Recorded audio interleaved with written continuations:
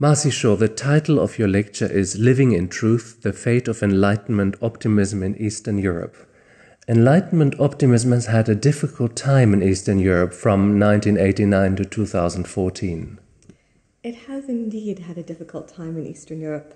It has also had a difficult time in Eastern Europe before 1989. Living in truth was the great slogan of Václav Havel, but in fact Havel was borrowing it from Tomáš Masaryk, who to a certain extent was borrowing it from the 15th century religious reformer Jan Hus. So, living in truth and living with the Enlightenment, is that a specifically difficult story in Eastern Europe? That is a specifically difficult story in Eastern Europe. Why is that? Eastern Europe had the, I would say, geographical misfortune in the 20th century and to be located in between Nazism and Stalinism. And those experiences for Eastern Europe in the 20th century were not simply comparative, but actually interactive. If you think about the beginning of Enlightenment, you have a Scottish, an English, a French, a German, an Italian Enlightenment. Mm-hmm. People wouldn't necessarily think of a Polish, a Czech, a Russian, or a Bulgarian Enlightenment. Why is that so?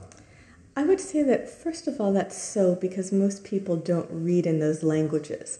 But that doesn't mean that the ideas being debated and grappled with, from the 18th century through the 19th century, well into the 20th and to the present day, were not just as rich and just as interesting in these places as they were in Western Europe. Making a very large jump, 2014, the crisis in eastern Ukraine, many democracies which you might qualify as authoritarian rather than liberal in the Western sense. What are the hopes for Enlightenment optimism today in Eastern Europe? Well, certainly what we saw happen on the Maidan this year was a great act of faith in the possibility of living in truth. It was the emergence of an extraordinarily sophisticated civil society. Do you think that this civil society has any chance of translating its ideals into government politics? I do think it has a chance. Yes, I think it has a chance. I think that the sophistication of that civil society and the determination of the people create hope for a chance. And I would say certainly this idea of truth, of living in truth, was very important on the Maidan.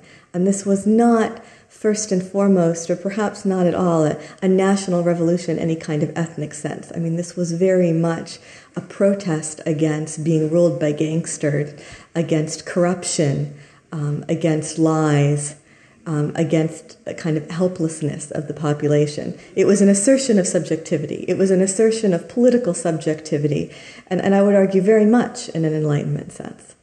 Marci, thank you very much. We're all very much looking forward to your lecture tonight. Oh, thank you for inviting me.